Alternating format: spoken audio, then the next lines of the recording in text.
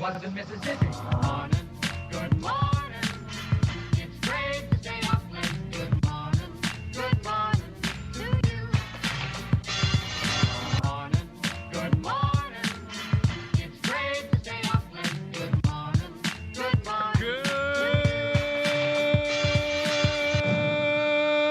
Good morning, TFR. Good morning. Good morning. Good morning. Good. Oh, quit it. And good morning. Welcome to the Ironworx, where we're all still half asleep. My name is Josh Corey, and I'm joined this morning by two of my very good friends and co-hosts, to whom I will move along with expediency so I don't continue to mess things up. Starting off with one, Mr. Zachary Zabala, also known as Good Times for All, here on the YouTubes. Zach, how you doing? Well, I'm awake now. Oh, good. That commercial that got my blood going. I love when they it could be the worst ever. Yeah, and last year you said Corona most likely was going to kill 3 million people in the United States this year. Those were your predictions, like by your specialty people, your experts. And you didn't even scratch the surface with that shit. So don't get worried about them saying this could be the worst Corona, blah blah blah, in history ever, blah blah. Horseshit, just straight horseshit. Sorry, Horseshit. But no, doing good. Get to go to a flat Earth meetup tomorrow over at Karen B's house. That'll be awesome. There's going to be some new people there I've never met before. And I get to share some salt and some bread with James True. Oh, that's going to be so awesome. I know. I can't wait to share some energy with that man. I'm going to be buzzing for months. I'm just going to be tingling all over. I know it. Well, that's so How cool. are you doing? I'm doing pretty good. It's been a relatively quick week at work, so that's nice. Yeah, those are always good. Happy it's Friday. You know who else is probably happy it's Friday? I know there's another guy out there that enjoys Fridays. There is Mr. Walt Johnson, also known as Flat Earth Head on the YouTube. Walt, how are you doing, sir? Good morning, Josh. Good morning, Zach. Good morning, TFR. Fiat Lux, I should be saying. I'm trying to adjust my vocabulary yet again. Well, that's awesome to hear. Damn it, Zach. I'm jealous a little bit, though. I wish I was there, for sure. Working on that idea really hard in my life, trying to figure out a way to relocate my damn self as well. So, yeah, it's that time. It feels like I knew when the feeling got upon me it would be time to do something. It's time to do it. So, I don't know. It's a craziness. Isn't it, though? But anyway, good morning, all. Good morning over there. I'm trying to get to the YouTube. So I've already said hello to everybody in the TFR chat that's there hanging out with us, the diehards, if you will. Is it still that way? I mean, I don't know. Maybe it's early in the morning and the system has to wake up just like we do. There's got to get some electronic coffee in there and it has to wake up. Because I was noticing that some of these things just don't seem to be this issue later in the day. I don't know. Once the tubes warm up, like the old radio station. Right. Boom. Yeah, you got to warm up the smoke and the wires. Yeah, that's what I'm saying. So, yeah. Anyway, I'm here trying to get there. I'm still getting over there to you guys hanging out with us on YouTube's RD Space Live, D Live. Ooh, Lord, D Space. That's a new place. Our Twitch, if you're twitching. Our Twitter, if you're twitting. Facebook, if you're facing. Anyway, wherever you're hanging, we're glad you're there. It's early for us anyway. It may be late for you. You may have stayed up late. Good morning to you. Anyway, coffee, where are you? I know where it is, but I'm trying not to suck it all down in one huge gulp like I wanna, because then I'll be sitting here 20 minutes with no coffee waiting for the first break. And that's never a fun time. That's the beauty of Oh, hot coffee is you can't just gulp it all down at once. see, man, I have tried so many different times to use the hot coffee like people use it. I'm just being stupid. Yeah, I don't. Hot liquids are just not me. My buddy switched from coffee to hot tea. I do those things when I'm sick. When I'm sick, a hot cup of tea is awesome. Other than that, it's just an uncomfortable experience. I do not enjoy hot liquids. I'm the same way, Walt. I didn't drink anything hot until maybe, I don't know, 5, 6 years ago. I started drinking hot cider. And then at a Flat Earth convention, I think it was in Denver. That's when I first started drinking coffee again. Even as a kid, or not even as a kid, even as a kid and an adult with hot chocolate, it's usually just enough time to sip that nice melted foam from the marshmallow off the top, and then I'm done because it's hot liquid and I'm just not digging it. It's just not a fun experience to me. So now if it's late at night and I'm driving and there's nothing around except one of those, like, fast places, pre-mixed cappuccinos, or I'll even take the funky hot coffee and pour all the little flavored creamers in it, trying to make it edible. In a pinch, I'll have to do it just to stay alive on the road. But other than that, because I surely don't do energy. Oops, sorry, the energy drinks. I hate those. Those are worse for you than anything. But anyway, we're rambling. Gosh, the coffee must be kicking in. I'm not rambling. You're rambling. Shut up. No, you're rambling. Well, it looks like I've been hearing about this even. The thunderstorms over in Scotland. Like, just huge, wild, crazy thunderstorms that are just like unrelenting. I don't know. I know they get a lot of rain every year and all that, but I didn't know if they got big giant storms like that, like we do out here in the Midwest. But yeah, Liz in chat's been saying that, yeah, the thunderstorms have been just huge. Yeah, she said she's never experienced any storms going on all night before like that. Really? That's Yeah. interesting. That this is also changing for people too. I mean, we know the weather patterns can be played with, but still, yeah, that's awesome. Yeah, I mean, she said they awesome. rarely get thunderstorms over there. And here, I mean, yeah, in the Midwest, it's kind of normal. But we do have a giant country for these things to grow, and It's like that in the States, though, too, Liz. Certain areas do not get storms like that. Like out in Oregon, where my brother and his family lives, the first time she came out to meet him in Mississippi at the time, she lost it when the storm started happening, and the lightning like every few seconds, and the rumbles that just wouldn't quit. She thought it was the end of the day. I mean, the news reports when lightning happens out there in Oregon. That's how rare it is. So, You know who else has had some weird lightning? Jupiter. who's that? dude, I'm glad I wasn't drinking coffee because I would have spit it. Oh my God! So what's happening on Jupiter? Please tell us. Look, Jupiter is so cool, they don't even have regular lightning. They don't just get bolts of lightning like we do here on Earth. It would appear that the Juno spacecraft has observed super bolts of lightning. NASA just announced the Juno spacecraft has once again observed super bolts of lightning in Jupiter's. What the hell is this? We don't need any of the cure right now, although it is Friday and I am in love. Anyway, and while spotting lightning on the jumbo planet isn't new, the latest observation may help to answer some big questions. Big questions like, why is there such a funky distribution of ammonia in the gas giant's atmosphere? In an announcement that comes via I'm sorry, Science News. Like, tell us, please.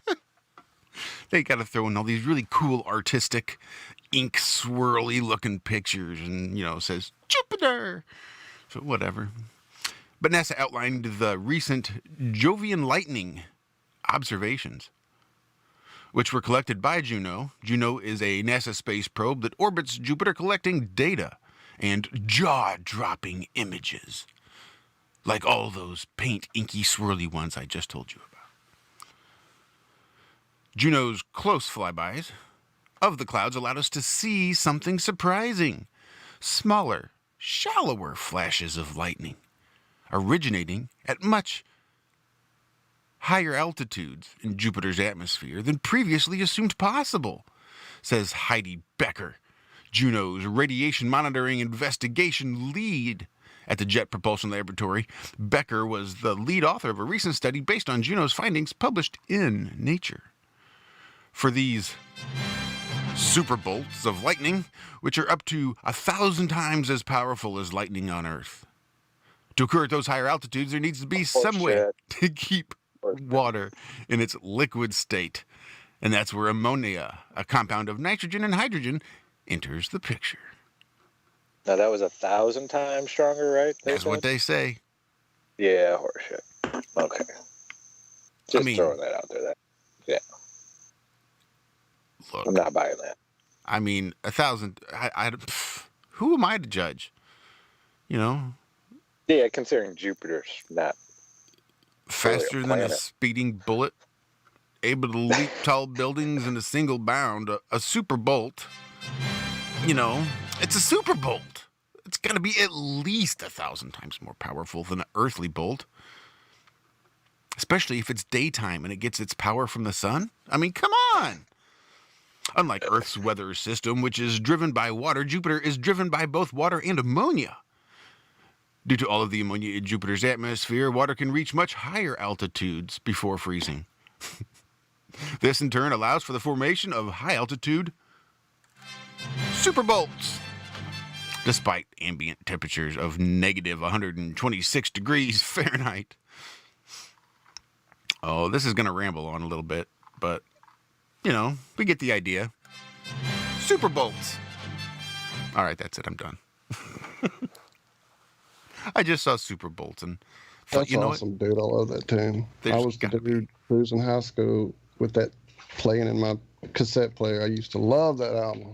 Anyway, I'm super geek. Anyway, Were you the dude pretending you was a dude playing another dude? another dude, guys, is another dude. He's I a just realized, super why am I the geek. only one in the morning with my Super camera geek. on for these people on YouTube when I look like I just woke up out of bed and Well, if y'all you- don't have y'all's camera on Oh. and y'all look like y'all just woke up out You of did bed. It's not not just- fair. Maybe Just you saying. should I check don't even YouTube. know if you could see me. I'm sitting outside in the dark.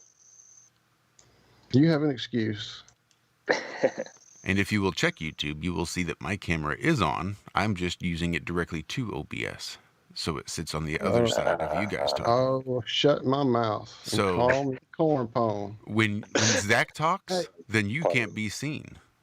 Right? Or when I talk, then you can't be seen, Walt. Only when you talk or after Only you've talked. when I talk, can I be seen? Right? But me, I get seen all the time because my camera's on differently than I yours is. see. You're a special kind of dude. That's I'm right. just a dude playing a dude disguised as a guy driving around playing Superman in his car. I You're got a you. super I see geek. how it rolls. Super geek. He's super Hey, geeky hey. now. I want to play catch up in chat real quick because there were some things I wanted to address before we get too far down the space lettuce hole.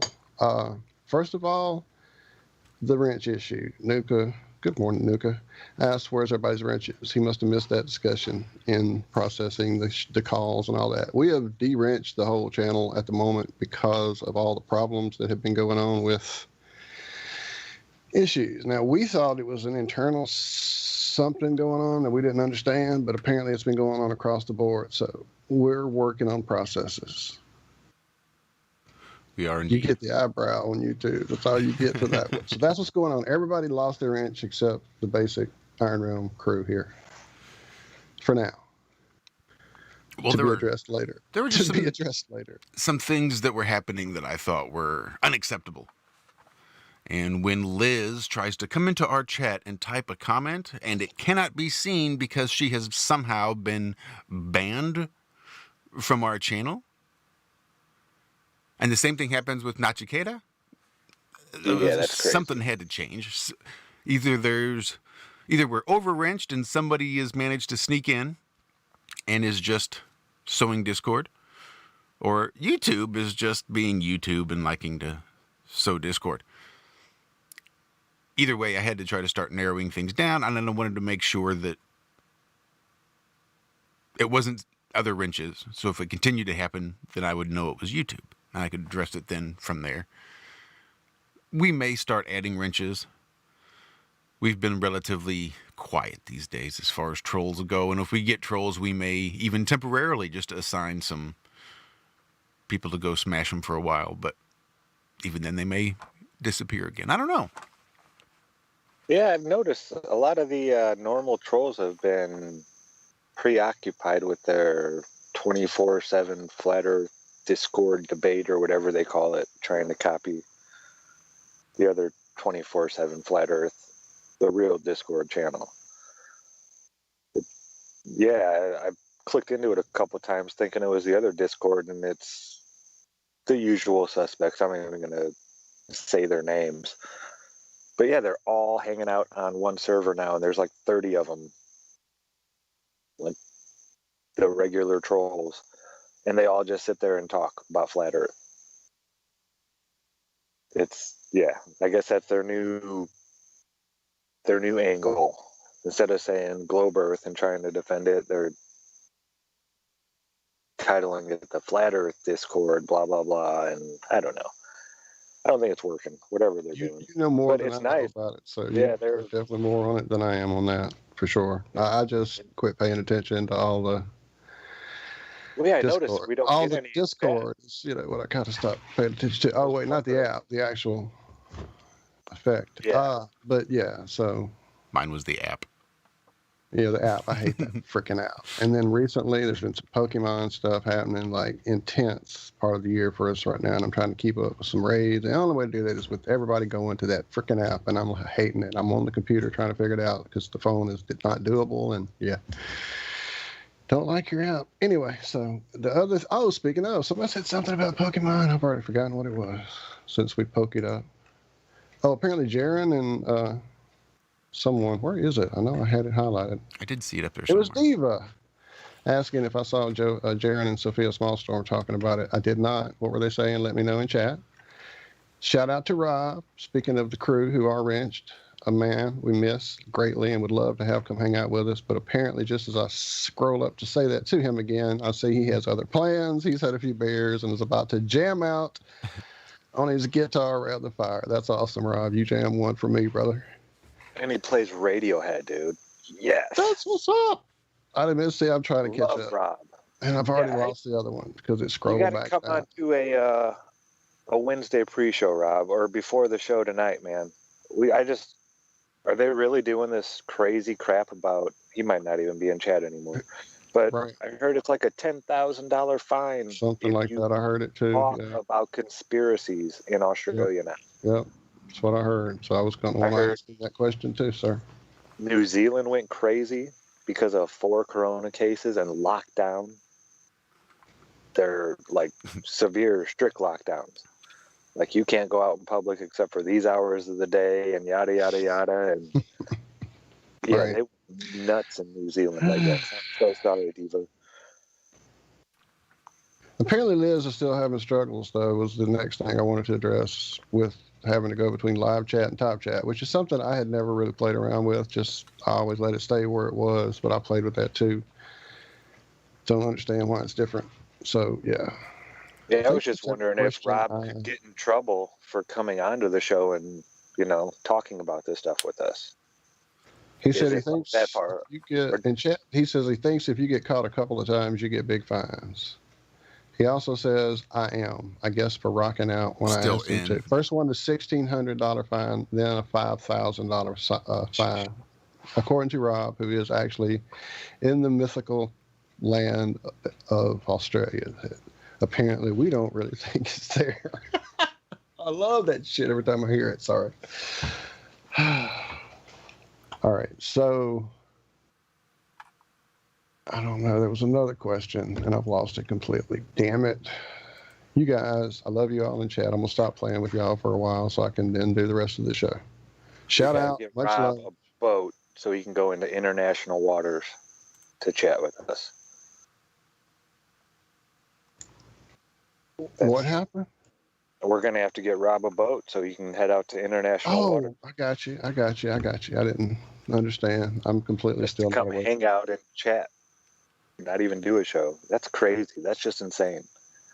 You can't talk about conspiracies. Who the fuck are these people to call them conspiracies? These people are admitting the shit. They tell us they're going to do it before they do it. It is not a conspiracy. Just because 99% of the people out there don't want to go read and they listen to that fucking idiot box, sorry. This is what cracks me up. So basically, what happened in Australia, you see, is a bunch of these politicians got together in a little room and decided that they would collectively take away the rights of speech from the Australians. You see, now here in America, what we call that is a fucking conspiracy, right? When a group of people get together to take away the rights of another, that is a goddamn conspiracy by definition. But now if you want to say, hey, why are these guys coming together? Oh, no, you can't talk about conspiracies. Because we're conspiring against you, motherfucker, so shut the hell up about it and take it like a man. You're blowing up our spot, guy. Come on. We can't let you do this. Yeah, it's crazy. Yeah, here in the U.S., I think that's going to be a big turning point if they try to start censoring our speech. I don't think that'll fly over here too well. I hope not. With all these lemmings around us, it'd probably go over smooth as butter, really. People be cheering and happy. Yeah, I've said before, I'm a big fan of First Amendment audits on YouTube. You know, just guys with cameras being the free press that they are, as protected under the Constitution. There's only one profession, one job that is constitutionally protected here in the United States, and that is the job of the press. To get out there and record the public officials, record things of public interest to disseminate to the public, mainly your public officials. So they get out there and they start recording public officials in places where most public officials think they're in charge, but then have to eventually succumb to that damned old Constitution. Yeah, there's a lot of people learning the law. And see, and I'm being a big fan of these, I'm watching these, but there's lots of auditors that are kind of immature about it. Yeah, they go and poke the bear. They're trying to get a rise out of the police and stuff like that. Mm-hmm. Or they will go and, not even the police, but just random citizens. I mean, postal audits are pretty good because the post office puts its rules up on the wall, which explicitly state that it's okay to videotape inside the lobbies, foyers, hallways, places like that. Any public place. You just can't go back into the back rooms where they have their offices and this and that. But if you can walk in there publicly, like pay a bill or do this or do that, any government building, you can film there. Mm-hmm. But then the postmaster general, the postal inspector, whoever's higher, of course, makes the rules for all the post offices, and it's sort of then codified. And then they have to get either the postal police to enforce the rules, or they contract with their local PD to come and enforce the rules on the post office. But the rules specifically say that filming is allowed and filming is okay. So watching the postal employees get all bent out of shape is kind of funny, and then watching some of the customers get all bent out of shape because they think that they have a right to privacy. Yeah, in public. I don't want my name on that video. Well, dude, leave public. You didn't ask for my permission. Okay, can I have your permission? No! Well, I don't need it, but thanks, now I've asked. It's one of those things, but it's, what an agent of change. If you wanted to try to add an amendment to the Constitution, to change the Constitution in some way, this would be a really good way to do it, is just start doing really goofy things in the name of the First Amendment or the Second Amendment. I've seen several Second Amendment auditors out there, and it's just really,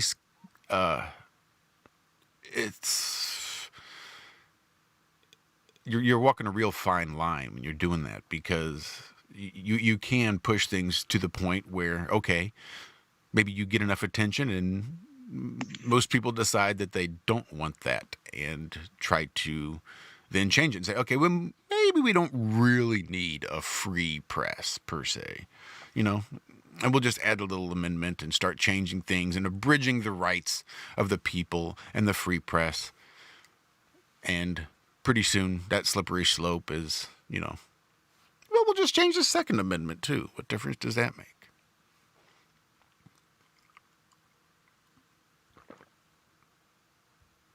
I was looking at Venezuela. They messed that place up bad. I just watched a documentary on it. The people there can only go shopping certain days of the week. You get a number. You can go shopping one day a week. We're not far from that here. Not far from that. I know. Yeah, there's people that live under so strict draconian laws right now. Oh, Jesus. It's just, Wow. holy crap, is that break music? I thought we were like 5 minutes in. No, brother, it's flown by. Wow. It's flowing by. We've had a Josh rant already. We've had a mini Zach one. We've had some fun times already this first part of the show, so I guess we'll... Hey everyone, it's Chris Gio, founder of Truth Frequency Radio and host of Beyond the Veil.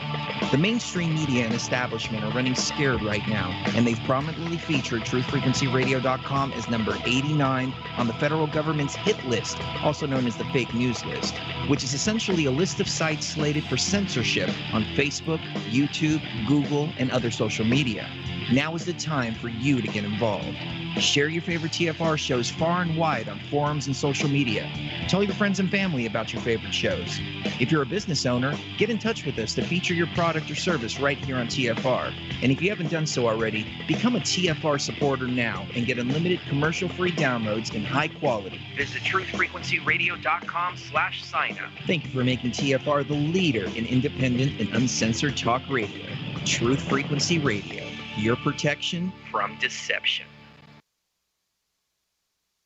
Poor water quality is a major health issue, and it's only getting worse. Municipalities can't keep up, standards have dropped, and pollutants are increasing. Where does it all end? It ends by keeping the pollutants outside of your home with HydroCare's advanced systems available at Wave Home Solutions. No less than the best purification materials and processes have been developed by HydroCare to provide you with healthy, clean water for drinking, cooking, and showering. HydroCare far surpasses the competition in removing chlorine, odors, iron, lead, chemicals, limescale, and much more. Don't settle for less when it comes to your water. We'll take care of the toughest water problems for you, whether it's from a city or well source. Satisfaction guaranteed. For more information, call 888-997-WAVE. That's 888-997-WAVE. Or go to bestwater123.com. That's bestwater123.com. Wave Home Solutions for a healthy, comfortable home. More than a dozen astronauts have officially reported UFOs. Hundreds of hours of UFO footage were filmed by astronauts aboard the space shuttle. Many of these UFOs can only be seen in ultraviolet light. Retired former Apollo astronauts and cosmonauts now tell their stories of their own personal UFO encounters.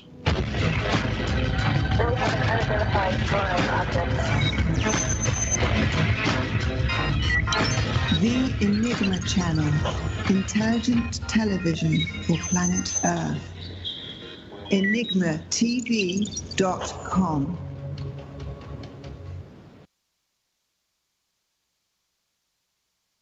You are now tuned into the Truth Frequency.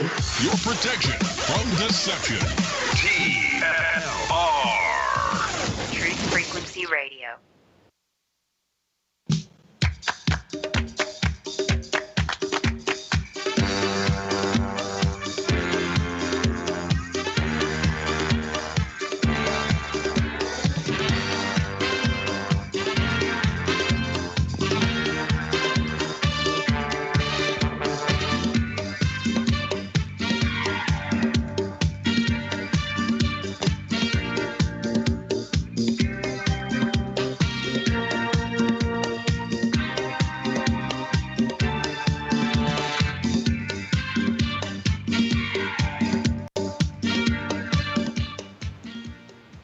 Hi, this is Alan.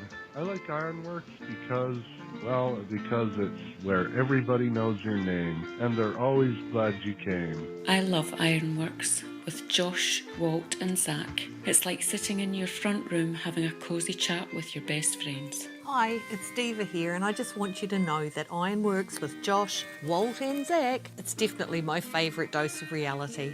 Come join the family and keep it flat.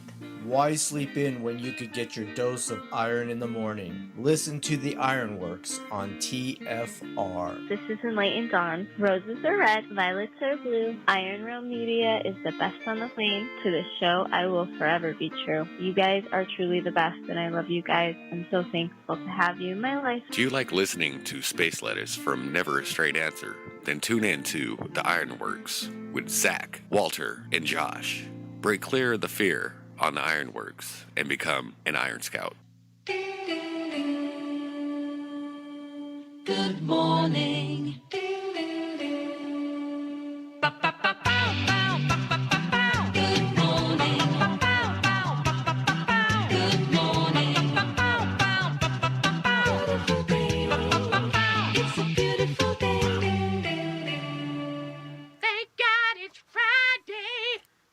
And it is Friday.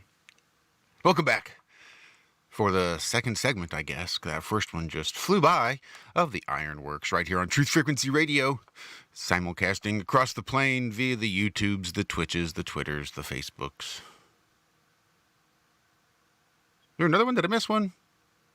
The lives. The D lives, right. That spot.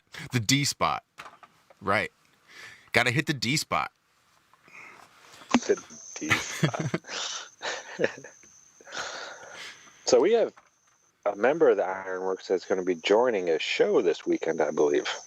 That's true indeed. It's Can been we a talk while. about this? Yeah, it's being promoted.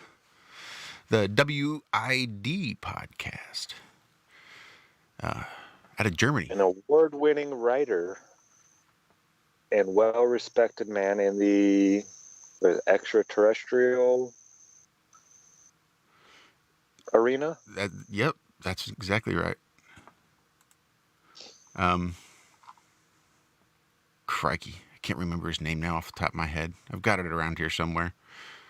I want to say David. He's out of Germany. He's German, but speaks better English than I do. So take that for what it's worth. Super interesting guy. Yeah, it's gone really well. It's actually Billy Ray Valentine. Daniel Groth? Yep, that's right, actually. Daniel. What did I say? David? I was close. You were close. Daniel. Better get that to stick. Huh? What time is this going to be? Well, yeah, I thought don't it was, call him David on his show. I thought it was going to be 2 o'clock on Sunday, our time, Walter, but I think it's going to be 1 o'clock, our time. All right, man. I've already planned my whole day. The whole day, all the way around that little time block. No, I guess he just wanted somebody to... Central, noon Eastern, folks. That's right. In the U.S. What would that be? 6 p.m. GMT? Or would it be 5? 4 is 10. So peel off 3 hours. 7 GMT. 7 GMT. And it's 8 o'clock his time. Yeah, that should be awesome. Yeah, I'm looking forward to it. I could tell by the little picture he put up behind you that he has never really looked into the flat Earth theory. So this should be interesting, watching you explain it to him and how extraterrestrials can still take place on a flat, open plane. Yes. All extraterrestrial means is just extra land, right? More land. So, yeah, this is going to be good. I can't wait. And you are a great, representative. You always keep your cool.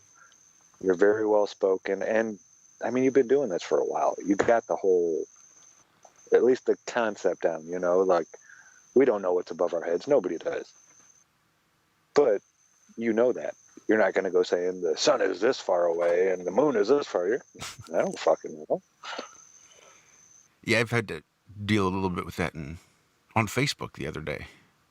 Some troll was asking about, what is the sun on your flat Earth model? So I kind of got into that. Just a little bit, just kind of skimmed the surface, and a couple flat earthers jumped on me, I guess, thinking I was not a flat earther either. I'm like, look, we don't know how far away the sun is. We don't think it's the 93 million miles that they tell us because we don't believe their pseudoscience BS. But we really need to try to avoid replacing their pseudoscience BS with unproven claims and conjecture. Yeah, more pseudoscience BS. Right. And there's nothing wrong with saying, I don't know, folks. And that's why I don't. Answer. That's why I'm not going to be the world's best guest. I don't think. Hi. So, I'm a flat earther, but I'm not really, because maybe it's a big ball. So, I mean, I'm not really a flat earther because maybe it's just a ball that's a million miles around at the equator. But that's still not what they teach us. What they teach us, it has to be a very specific size. Very specific. Yeah, giving us the dimensions to measure. So I don't know. We'll see. Yep. It should be fun. Right. Yeah, it's going to be a good one. And how did you meet this guy? All through Billy Ray Valentine. I guess he was looking for somebody that wanted to talk about flat Earth, and I think Billy Ray says, I actually know somebody that might come on, talk to you about it. So he reached out and was like, yeah, sure. I'll totally do it. But, it's going to be a whole lot of, I don't know. Maybe. I don't know. And that doesn't make for sure. Yeah, there's a lot of things that it isn't, Right. It's not so much proving the flat Earth, it's disproving the globe. And that's the tack, again, that I think I will. I like being called the flat earther. I answer to it, just because it's quick and easy for the normies. Most normies don't have the patience or even the attention span. Because I don't know that I would even attempt it, right? But just to try to label myself.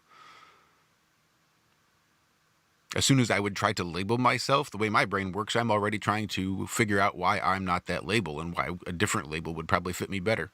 Until they try to label me with that, and then I'm just on to the next one, and so on and so on. So, for the normies, flat earther, it's quick, it's easy, and it's just saves a lot of time and wasted energy.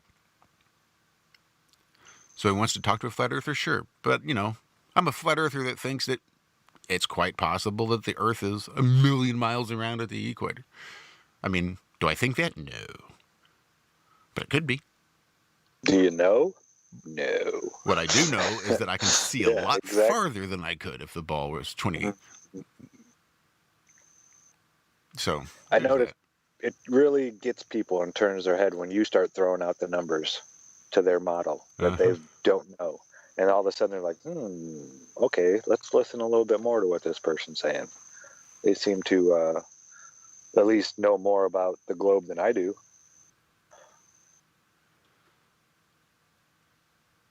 I don't know. Yeah, it'll be good. You do pretty well on all the radio stuff I've heard you on and other shows and stuff like that. Have you picked a video to share yet? For him to look at? Pretty much the ones that we were talking about, I was sending as we were talking. I was just, you would say it, I would find it, grab it, and drop them the link. So I gave him a few. I mean, it was nothing too, again, outrageous, but it did sort of highlight the fact that there's a lot of, that it's, not just this weird, laughable notion. And the heartbeat, the skeleton, right? The larger underlying truth in flat Earth. The moral to the story is question authority. All the authority. And stop just taking everything based on belief. Hashtag test it. Hashtag test it.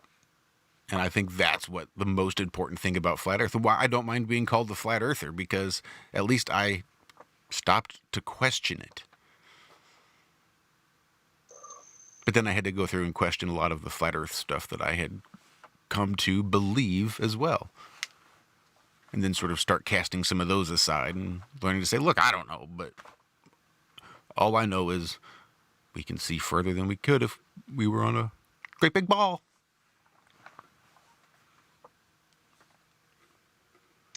Indeed, truly.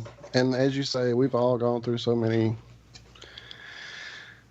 variations of theories and ideas, and we've all decided that we don't really have a clue, and that's probably the best way to approach it. We have some theories, we have some observations. Hello. We have a lot of people working on some intense stuff. Shout out to our friend we miss dearly, Cammie. Hugs, hugs, hugs. Please come hang out with us as soon as you get settled. And you too, Zachary, sir, thinner than the trees. Anyway, shout out to all our friends over here on the actual TFR chat. By the way, kind creatures there, all one. A dude named Daz Tartarian. I don't know who that is. What's up, dude? Rio's over there, though. What's up, Rio? We haven't hung out with Rio in a while. Miss you, Rio. Hey, we got to read a Salamo blog today.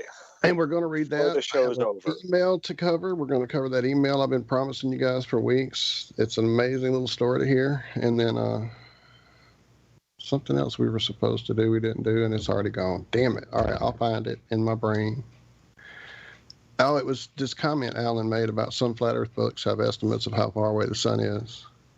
Indeed, there are some books out there that attempted that idea. And I understood the theory based from what I got after I read pretty much all those books from the sextant observation of the 32 degrees and the 16 degrees and all that stuff. I don't want to get into it because I'm not a math guy. I don't even play one on TFR. When I got my sextant. And how'd that work out? Because mine was a lead poison thing I couldn't play with. It was basically a display. I couldn't even touch it, apparently. Well, I just did it by, of course, what they told us was going on. The exact position where the sun crossed the equator, I measured the distance from my location to that location. And at that exact time, I measured the angle of the sun. And it put it at right about 2880 miles up. But again, you're measuring a light, like a light shining off a window maybe, or it's not a physical object that we are seeing. On top of those observations, we also have many people who have seen, recorded, videoed with excellent, amazing telescopic setups with huge filters on them. Looking at you, Chris Van. We had our buddy Chris Van a while as well. That was weird. I can hear your hamsters falling off the wheel. Hamsters falling off the wheel? Yeah, you need to give them some more meth pellets or something. Get them up and running. I can hear the wheel slowing down. Unless it's me, unless my wheel is slowing down, and my hamsters are the ones that are coming down. Now, I heard Walt's hamsters taking a little break there too. They could be. As I said, sleepy and need some coffee. Crack that whip, Walt. We need a picture of Walt with a whip. A hamster wheel hooked up team of hamsters. We're going to get this rectified, Walt. I think Savage is kind of looking into it the way Savage does. Very secretly and quietly. And yeah, we had a good chat. Savage and I, after all you left, we were on for a while after. It was crazy. And now I just had a brain fart. I was going to bring it up, what we were talking about, and now it's going to... See, not the only one. See, mid-sentence, there's something happening energetically right now, dude. I'm telling you. I was going to say... I had it right before I started that sentence. I mean, truly, it was amazingly like, what the fuck? I don't know. That was weird. So, all part of the reset. Get ready. It's coming. You just cracked the whip. Don't lie. Those hamsters are. You were just mean to them, I bet, weren't you? I felt a disturbance in the force. 12 hamsters crying out. All at once. And then suddenly silenced. I've been trying to feel the magnetic bone in between my eyes lately. Just kind of, it sucks because I know where I am again. I know which way's north and south and east and west. But like when you turn and face north, I'm trying to notice a difference. Well, Jesus, you know what I mean? You got those magnets. Couldn't you, Well, no, I want my magnet to do it, not another magnet. Well, couldn't you use that other magnet as a way to start to focus so you know where it is to feel for? That's a good idea. Okay. All right. Yeah, I'm going to have to do that. Picking up what I'm putting down? Yeah, absolutely. Kind of a amplifier, stick that south end of the magnet directly facing me and then turn my head and see what I get. Yep. And then slowly move it away, and then eventually maybe I could pick up Earth's magnetic field. Learn to recognize what it feels like. Mm-hmm. Then at least you know how to tune that antenna. Yeah, I think these are all things that we've always had, and they've domesticated out of us. I want to meet a non-domesticated human. Good luck. Or speaking of that magnetic... one. A feral human, huh? Yeah. What were you going to say, Walter? Sorry, Walt. Speaking of that magnetic place, remember way back, I guess, man, this was early on when we were talking about the transhumanism thing a whole lot, and there was a company offering an implant in your chest that would allow you to always have a sense of magnetic north. I do vaguely recall. So why are they wanting to move it from this chakra, your crown chakra? Why do they want to move it from there down to your heart chakra? That's an interesting thing. I wonder why they would do that. Any of you chakra people out there know anything more about why you would want to move that magnetic center from your head down to your chest? That's interesting. Huh. Because like you say, it's already there naturally in our forehead area. So why fuck with it? That's all they want to do is fuck with our natural stuff, turn it upside down. So I'm just wondering what effect that would have. Because the heart chakra is quite central to a lot of astral work, a lot of astral protection, astral fighting, if you will. So that could be a lot of it right there. Now, you've flown, right, in your dreams, Walt? Oh, yes. Yes, sir. Did you always have to, initiate the chakra in your gut, like in your diaphragm? Did you, feel that thing? Of course. Down there yeah, that's exactly with me, too. I flew through how my it works. And I didn't understand that as a kid or as, later on until I read the Carlos Castaneda books where they talk about, man, what was the other guy's name? It wasn't Don Juan. It was Don Gennaro. Was climbing, a cliff wall or a waterfall or something nuts. And he wasn't actually using his hands. He was using that force area of your intent, your will, which a lot of that we were talking about Donnie Darko last week, and I kind of went through and watched the beginning again recently after we talked about it. And when those what they call time portal tentacles or whatever started coming out, to me those were always the intent, the will, the things they talk about there in the Castaneda books, the things we fly on. That's like you're talking about, Zach. And that's exactly how I saw it when I was watching it again recently. That's that time travel, when you're able to see your intent and where it is you're going to be going where where it is your brain, your consciousness, where it intent goes, and how that's moved and controlled and followed. Yeah. And it's that spear that if you could see that, then you could know what you were going to do. But then I got to thinking about all the things that Frank had him do. Why would Frank have him flood the school? Why would Frank have him burn down the house? If only to go back and reset it all at the end. And put all that shit back the way it was. My guess is spiders. Too many spiders. Too many, God, blessed spiders.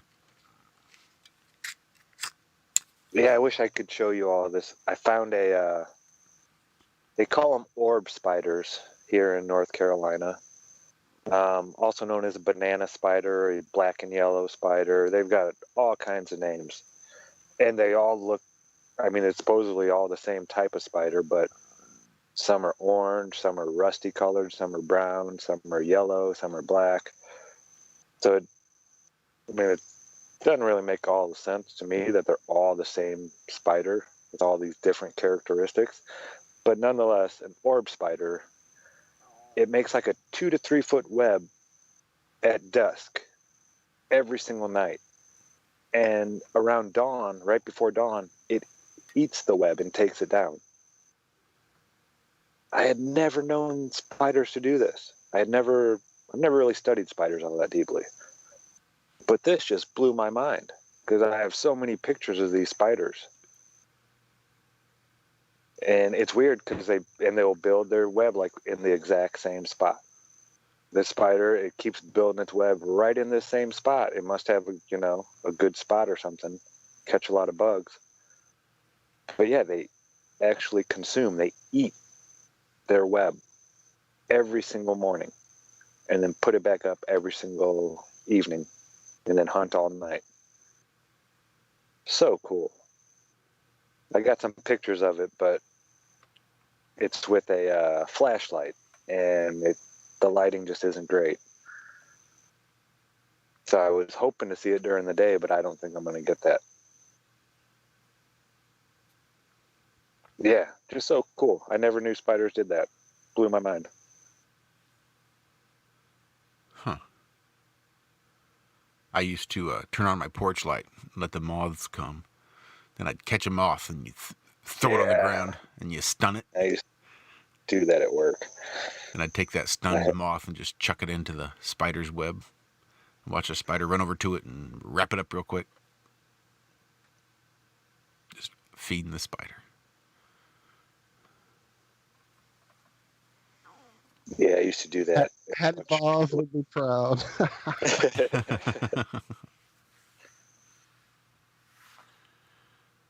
Wow, we are rolling up on another break here. Good God, we are.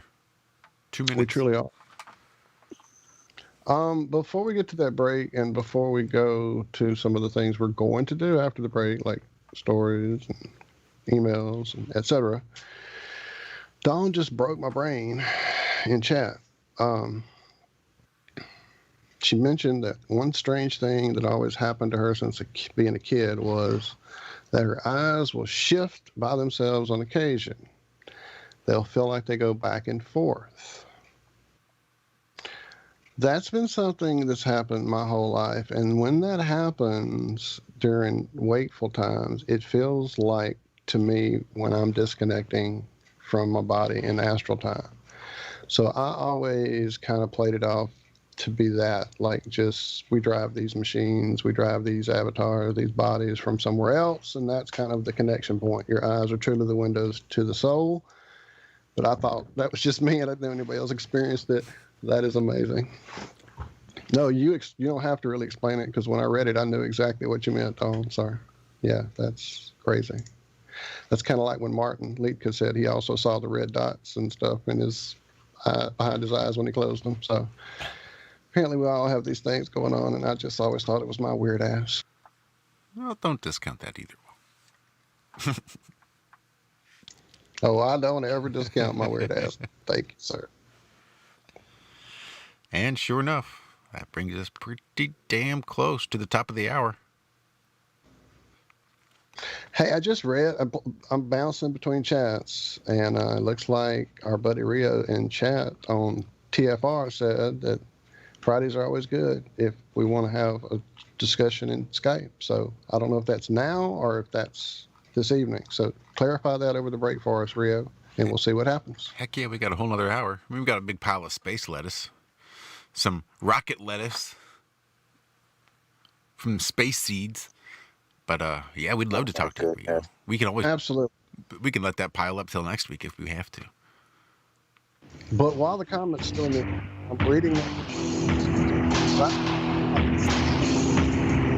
Yeah, that's pretty hot. All right, then we'll be right back after this.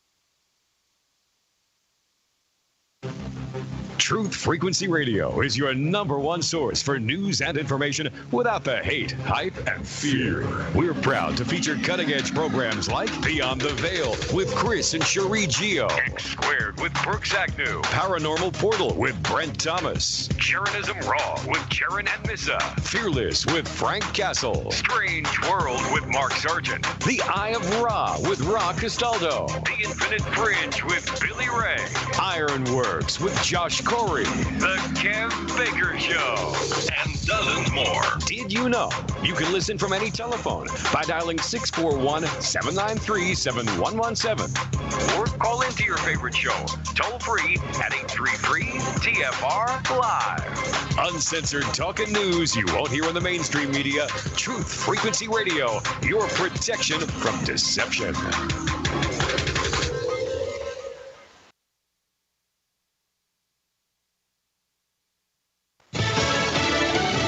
To mask or not to? I'm Jack Callahan, Fox News. Likely Democrat presidential nominee Joe Biden says we should all be covering our faces. Every single American should be wearing a mask when they're outside for the next 3 months at a minimum. Biden says a mask mandate could save thousands of lives, but President Trump says Biden is using the pandemic for politics. To Joe, I would say stop playing politics with the virus. We've entrusted the governors of each state elected by the people to develop and enforce their own mask policies. The president has previously called wearing a mask patriotic, but says it's not something a president can order. A new Fox News poll finds 55% of those asked say they'd get a coronavirus vaccine when one becomes available, but 26% said they would not get inoculated. I'm disheartened to see how many people at that point still say, maybe I don't want this vaccine. This is our best hope to be able to get back to something approaching normal. All a vaccine does is to enable you to make an antibody that will basically attack this virus. That's Dr. Francis Collins of the National Institutes for Health on Fox News at Night. Expect something today from the Justice Department's investigation of the FBI's Russia probe. Attorney General William Barr telling Fox's Hannity it's a sign of progress. We're not doing this on the election schedule. We're aware of the election. We're not going to do anything inappropriate before the election, but we're not being dictated to by this schedule. What's dictating the timing of this are developments in the case. Barr says there will be a development today, but it won't be earth-shattering. The Washington Post reports Google will stop responding to data requests from authorities in Hong Kong in the wake of China imposing a tough new security law on the territory. The move could expose Google employees in Hong Kong to arrest for not cooperating. America is listening to Fox News.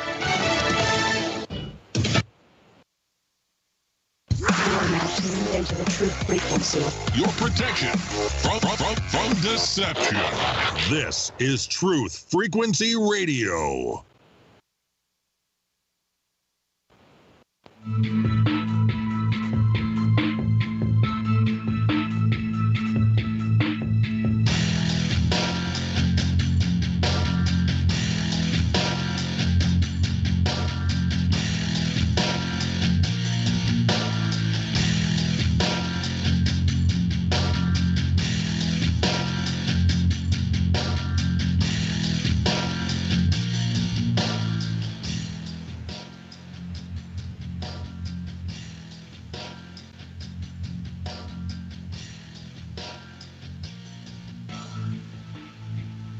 the iron you need to get what you want.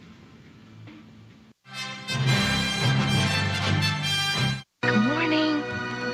I'm here. Wake up. Wake up. Wake up. Wake up! What is dark matter? Okay, we don't know. That's great. That's why it's called dark. It's exactly. Where everyone knows all reputable information comes from random people on the internet. Tell me things, internet. The earth is flat. It's like school in your hand. Okay, dark matter is something we do not know what it is. We believe the dark matter is there, but we have never detected it. Well, what I'm afraid of course, is that there is no dark matter out there. There was one? There is no dark matter out there. We need to think really hard, to think really hard, to think really hard, to think really hard.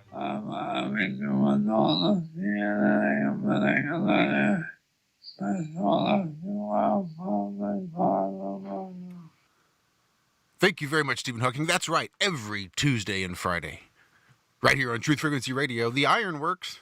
Nothing like a nice intro from our good buddy Stephen Hawking. I wish he was more of an Iron Scout. We could have put him in the commercial.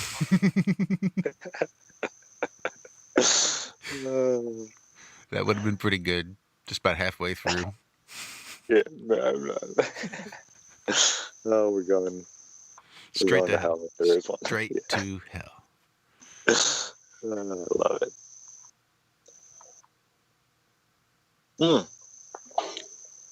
Done with that coffee. A little more awake now, I guess. I wish I was, man. All right. We are going to, I promised. I've had this email since literally the end of last month when I was discussing my frustrations and not being able to see the comment due to the lovely overcast weather we were going through. I've caught a few meteors for the current, I guess, August. We're in the peak right now. Yeah, mid-August. So at the peak, it's pretty active right now. If you haven't gone out, get away from the city, go check it out. Anyway, our friend Dire Straits from our chat quite often here on YouTube wrote me an email saying, let me try to see here. This is the guy that came and visited me when I was out in California in the desert. Oh, really? That's awesome. Yeah, no, actually, I was in Arizona at the time. But yeah, he was from California, like 4 hours away, 3-4 hours away, something like that. That's awesome guy, really great guy. Getting off the grid here, hopefully, real soon. Good luck to you, man. I hope it all works out. He's wanted to do it forever. Just get off the grid, and he's already got the land, and he's just going to go build his place and start living. And awesome. Sorry, Walt. No, that's great. I had no clue you'd already met him. That's great. Well, okay, so the email says this. I keep hearing you talk about not being able to cite NEOIs, and I thought you might appreciate my story, as I spotted him every day for a week, Monday, July 13th to Monday, July 20th. I documented what I saw on each day. On 2 days, it did something that seemed very uncharacteristic of what one would expect a comet to do. He'd like to call the morning show and tell us about it, but it's a bit early, and so he'll just send me the email. I'm trying to condense this. He lives in a small town, 85 miles. Oops, I'm sorry, what? I was just saying it's 2 a.m. out there, I'm pretty sure. Right. Oh, it is. That left coast is tough for us on this show, for sure. He lives in a town 85 miles east of L.A. called Mentone, California, and that's where he viewed the comet from. It was viewed using a Nikon 12 by 48 binoculars. That's awesome. That's almost what I think I have is the 12 by 50s. Anyway, from just my normal stuff. Elevation is 2,000 feet. View the comet looking in a northwest direction, varying in elevation from 10 to 20 degrees above the horizon at about 8:20 p.m. every night. The comet tail was amber in color and seemed to be reflecting the sun's rays. I was also looking through a bit of sky haze. The first 3 nights, the comet was lower, and the sighting ranged from 1 to 3 minutes. On the 4th night, it was higher in the sky, and he could barely make it out. And he and I could barely make out a black dot, which I perceived to be the head. The tail was also the longest on that night. Fifth night, didn't spot it. The sixth night was the highest, longest, and clearest sighting. After viewing for 6 minutes, the comet began to change course. It took about 30 seconds to make a complete 180-degree turn around. At one point in the turn, it was coming right in my direction, allowing me to see the head clearly. It was very bright, but still appeared that the sun could have been reflecting off of it. After the complete turnaround, it vanished for 30 seconds. On every side of the comet appeared to gain elevation. The tail was always angled downward in relation to the trajectory of travel. The last night I was able to view it. It was dimly lit, and it did another turnaround, but this time was a very quick one, much like doing a donut in your car. It then quickly vanished. What the actual? That's nuts.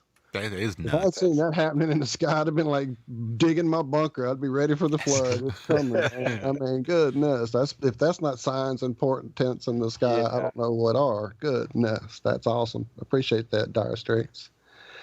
Thank you for sharing. And definitely I'll reach out so that when you can come hang out with us maybe on the afternoon Friday show over there. So, yeah, thank you for that email. That was quite amazing. So I'm very frustrated that I didn't get to see something like that.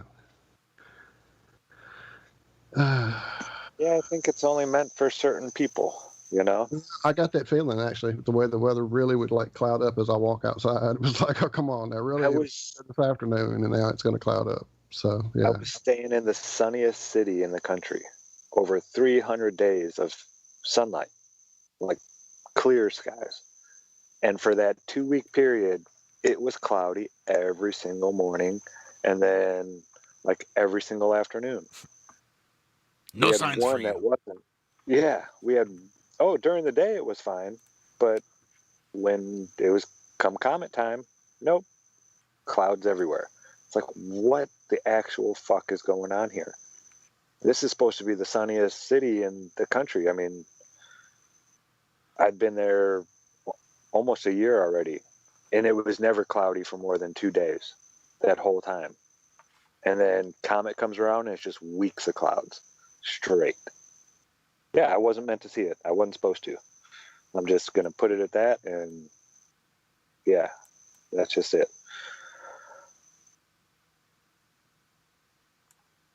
Yeah, I think it's true. Some things are just not meant to be seen exactly. That's just like the last solar eclipse where I would have been in the totality if I'd have stayed in Oregon. I was there in the months leading up to it, and as it approached, everything in me was screaming, get out of here. Do not be here for this. So I came home and got mine like, 80%, 70%. I can't remember what kind of coverage I had here, but it definitely wasn't full like there. And after I heard the stories about all the weird energy, I knew why I surely didn't need to be in the middle of all of it. So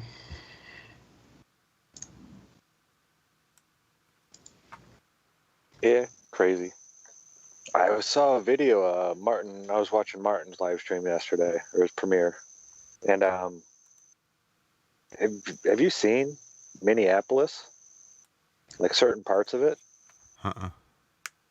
It looks like one of those Eastern European countries after a war. All the buildings are burned out or broken windows or this and that. Nothing's open. Everything, just people scrounging around, walking around everywhere. Smoke just filling the air. I don't know how much of it. This was from a private person. It wasn't like the news. They're not showing anything like this on the news. But it looked really bad up there. I was just like, holy shit, this is the United States of America? Our government has allowed this to happen this long, and it still looks like this? I mean, it's crazy. It's on purpose. They have the ability and capabilities to stop this stuff, like, instantly. If it's happening, they're allowing it to happen, and it's for a reason. I remember sharing videos early on that people were sharing with me of pallets of bricks conveniently left in place, waiting for all this to start. So, just saying. Most gangs don't have access to brick yards and trucks and pallets of bricks to haul around. Just saying. Most gangs don't. Most. Unless they're official gangs. I'm just saying. With titles and letters and... Anyway. Oh, like that Blue Line gang? I didn't say a word. I'm a nice, compliant little citizen. Where's my mask? Damn it. Shoot. It must be in the washer. Did you guys see the head of the...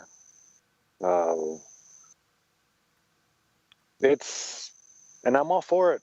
What they're doing, I think, is great. They're like they do armed protests. They're like a militia type thing. They're all black. That's fine. Great. Not telling everybody to get out of Texas, because that's a different story. I mean, come on now. But I'm all for everything they're doing, except for their gun safety. The supposed Supreme Commander, or whatever he calls himself, made a YouTube video after one of his, militia members shot themselves in Louisville because he fainted and dropped his gun, and it went off and shot him and injured a few more people. And the idiot goes on there with an AR-15 talking about how dangerous these weapons are and how they go off all the time and they kill people in boot camp every day just from setting them down on the ground wrong.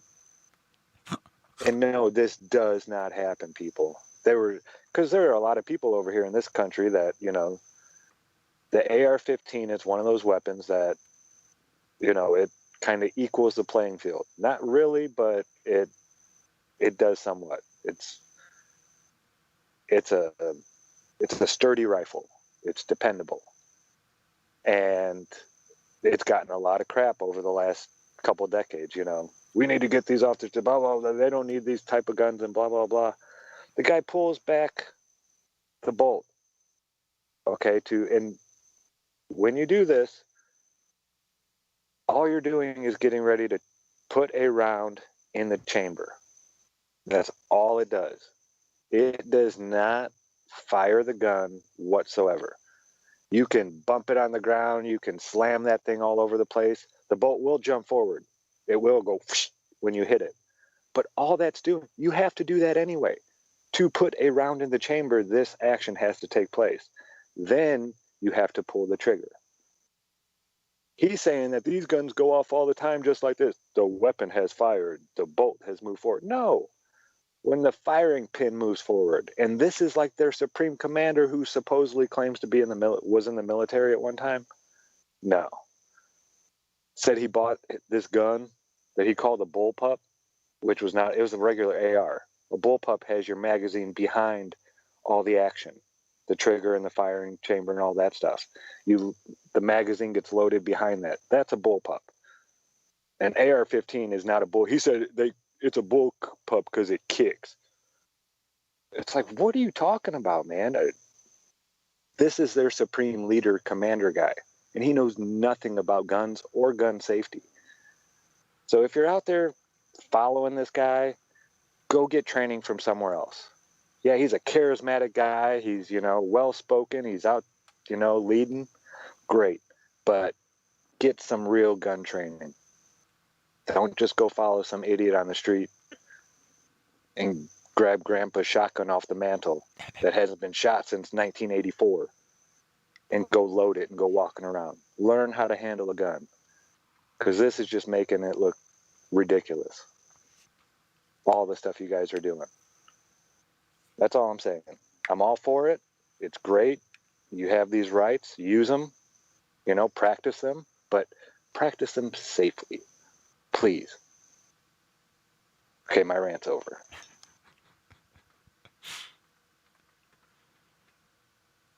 I'm going to start it up again real quick. I'm just so sick of people giving guns a bad name. Guns don't kill people.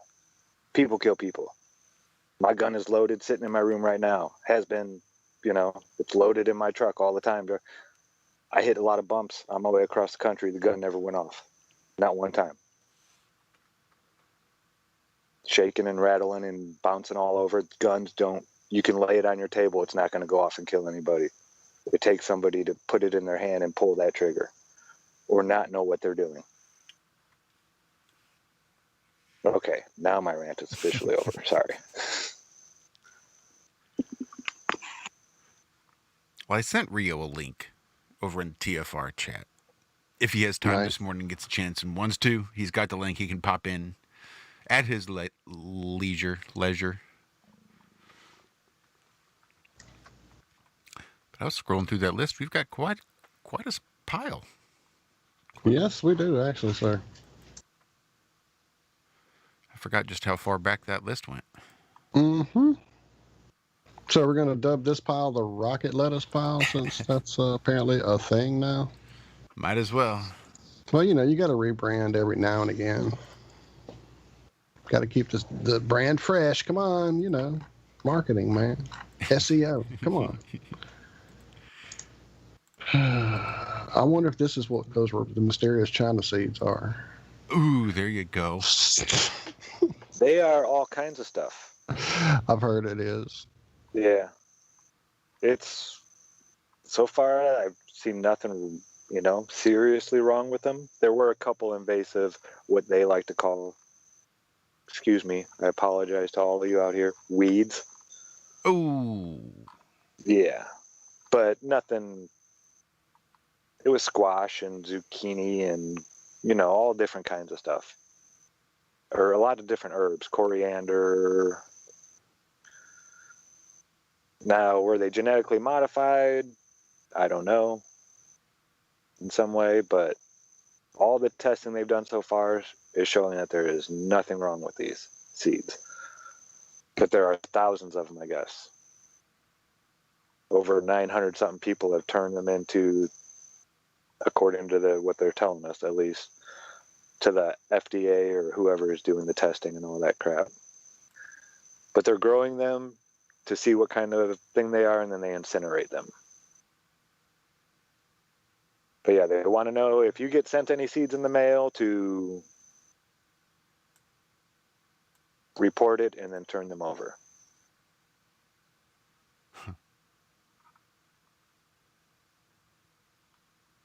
Me, I don't know what I do.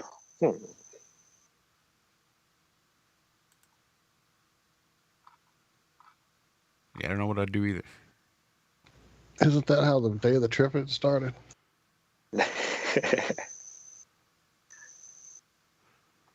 Or at least how Seymour made his friend. Well, you guys can relax. It's okay. The sun looks like it is coming around again today. It's going to be a good day.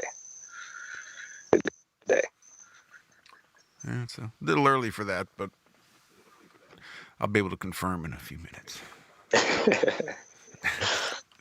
Well, yeah, I'm not seeing the sun. I'm seeing light, so fingers crossed. But yeah, it should be coming. Well, let's see. While British astronaut Tim Peake was on board at the International Space Station in 2015 and 2016, he supported a project involving a pack of rocket lettuce, arugula seeds, snapping multiple pictures during the seeds' 6 months in space. Students across the UK then grew those seeds back on Earth. During their time on board the space station, the rocket seeds endured larger doses of radiation than they would receive on Earth, a fact that would slightly slow their growth after thousands of schoolchildren planted and cared for them back on the planet. The results from this experiment are helping scientists to understand how future astronauts might grow food on the moon and Mars. After the UK Space Agency came up with the idea to send seeds to space, it was only natural that they would reach out to the Royal Horticulture Society for aid. The British organization, which describes itself as being... Okay, wait, hold on. Now, after they send the seeds, now's a good time to learn about seeds and get a hold of the... Wouldn't you want to learn that before you sent the seeds up there? Just, have everybody prepared and ready. Okay, that's it. That's it. Just So, wait, what kind of seeds are these again that they're using? Arugula, it says.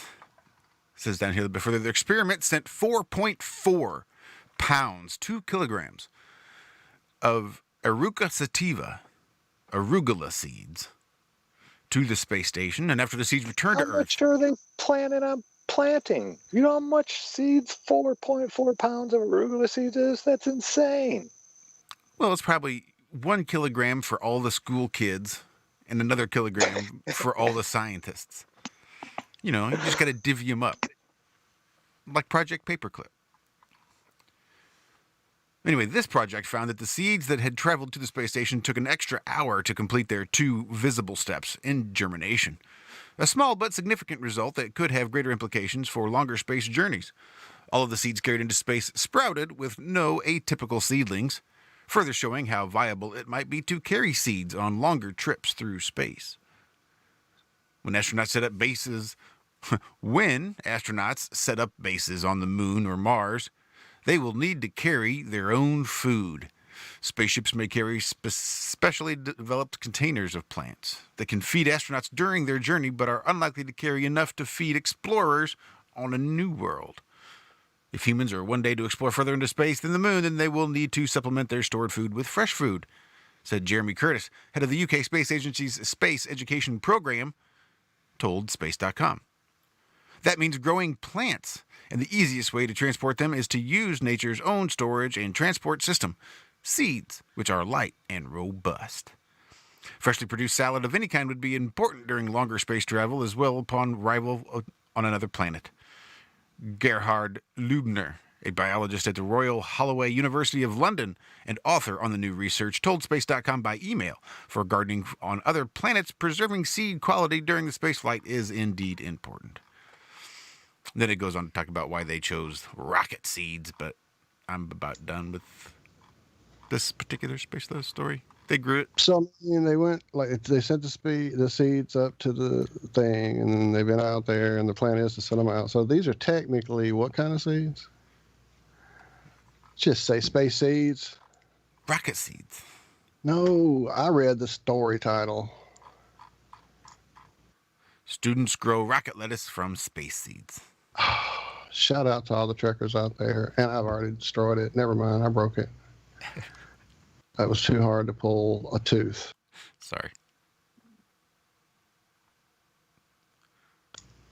They hadn't called them rocket seeds. There you go. Yeah, that's again an old Trek show was called Space Seeds. It's way too far to go for a joke now. But it's a Star Trek joke. See what else we got going on here.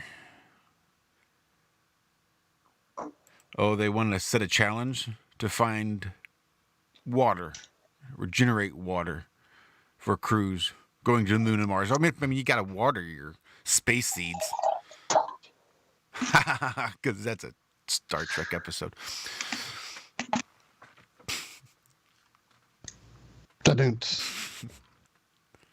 So I guess they're trying to enlist the help of civilians, because what better way to earn your tax dollar? Billions of dollars aren't enough, right? Thanks for paying my salary with the tax money. As a reward, you get to do my job. Thanks.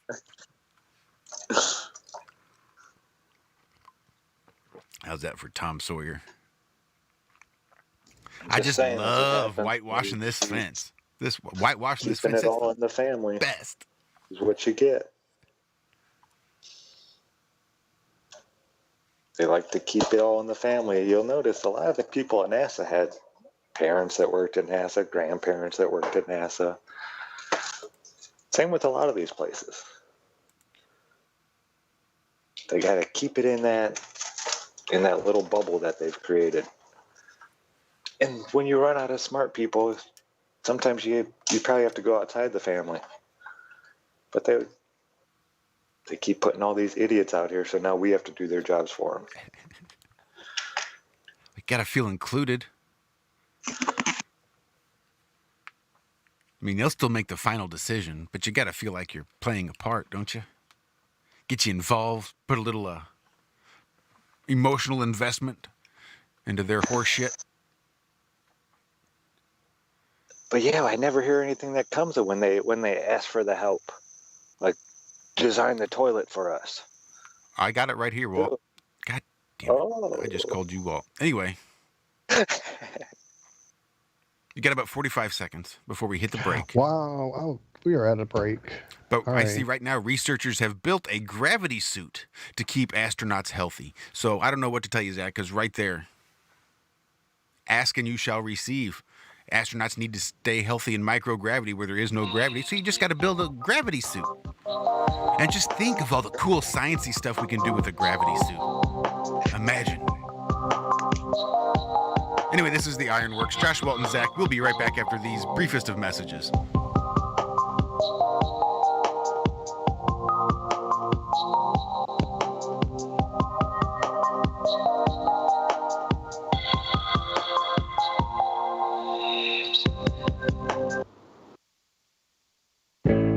The reviews for Extendivite are amazing. Here are some from Amazon. September 2018.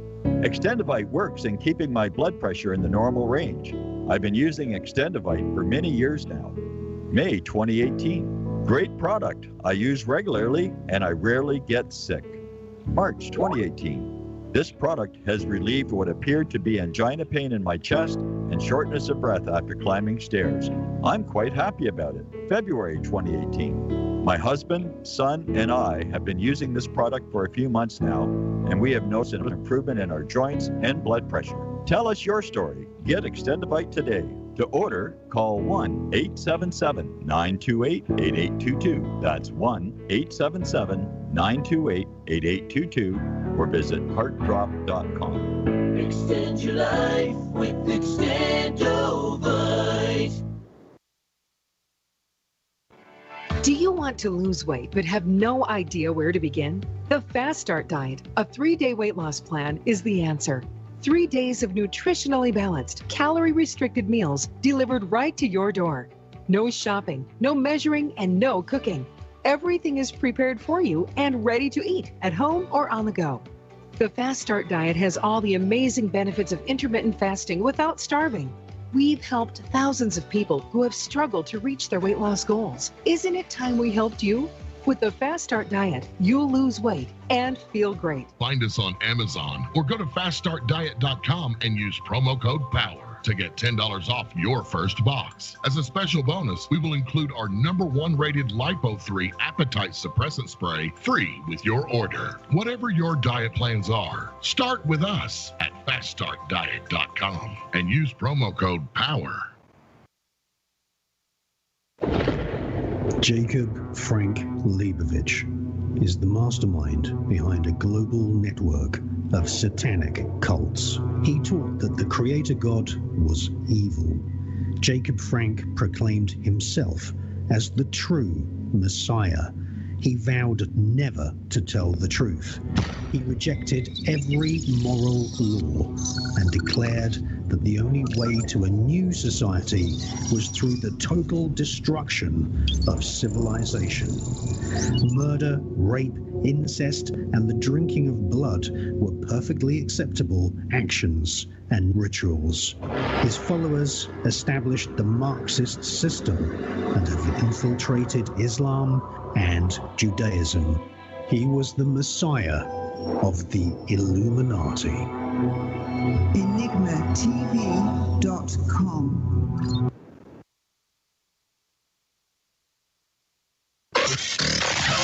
Real people, real radio.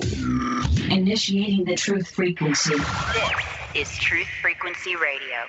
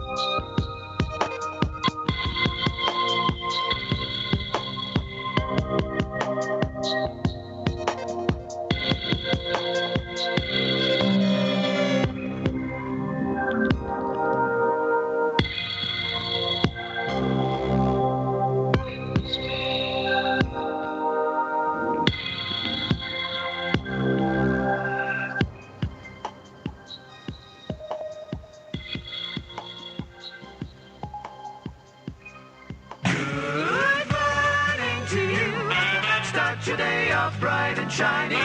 Get up off your little hiney and begin your happy day. It's Friday, my dudes.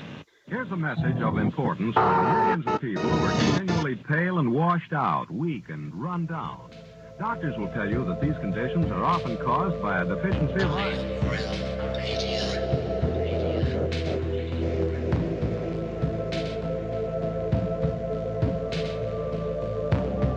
The iron you need to keep you physically fit and mentally alert.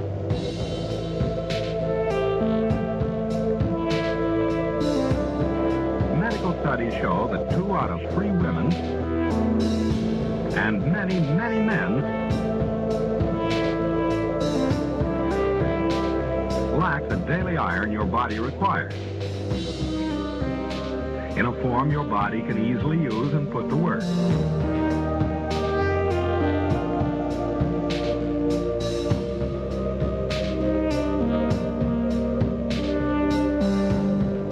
Every dose gives you more than your daily minimum iron requirement. We are awake, we are awake, we are not alone. We are striving for more. So if you're not getting the iron your body needs,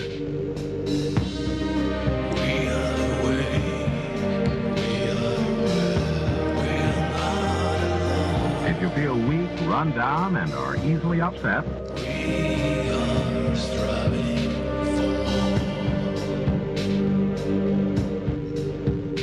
start taking iron today.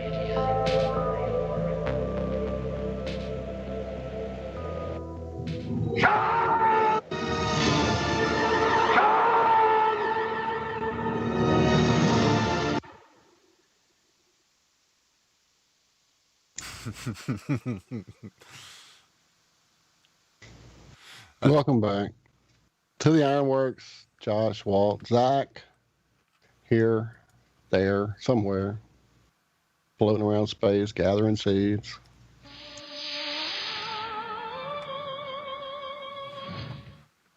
I'm gonna get to watch this spider eat its web. It's still up, and I can see. Nice. Should I time lapse it? Totally. Why not? If you think you can grab it. I don't know how well it'll be. The camera, it's so humid outside. It takes a while for the lens to adjust. Yeah, I should go pull it out right now. Or spend today getting a shot set up, practicing with the camera, then tomorrow be sure to get it. That way you have it all ready.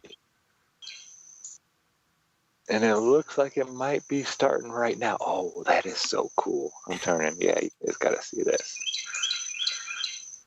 Let me see here. It just got it. Oh, yeah, it's taking it away. So for those of you on radio currently, this is a video you're listening to of a spider eating a web. All right, there you go. It was okay, there you go. Wasn't that interesting? That was that's the sound of a spider eating its own web. Pretty awesome. Pretty awesome. Shut that off. Okay. All right, I'm going to walk away because I will sit there and be totally silent and just stare at the thing. Mesmerized. It is pretty mesmerizing. Hey, Zach, I thought of you when I saw this new app thing happening with Android phones. So did I. Now, I don't suggest anyone do this. I'm just letting you know it's out there. Apparently, Android is becoming a worldwide earthquake detection network. So, yeah, Google's going to create a worldwide Android phone-powered earthquake alert system. The first part of that system is rolling out on today, which was I don't see the date at the top of the story where most people put it. Thank you. Good page here that didn't give me a date. Nope, no date. Anyway, the day this happened was the 11th. So on the 11th, this began rolling out. If you opt in, the accelerometer on your Android phone will become one data point for an algorithm designed to detect earthquakes. Eventually, that system will automatically send warnings to people who could be impacted. I wouldn't doubt that they're already doing that. So, yeah, now they want to ask for permission, and they're probably already using all of our phones for all this stuff. They all have not all of them, but a lot of them do have all these accelerometers and different things like that built into them. And there are all kinds of, I've never read through the whole terms and conditions and blah, blah, blah, blah, blah. Human centipede, probably somewhere down in there. I ain't got time for that. No doubt. No doubt. But yeah, so apparently it'll give you a little documentation, a little dramatization on your phone. It'll send you an alert when the earthquake's heading your way, and it shows you a little graphic. I'll include this in our show description today.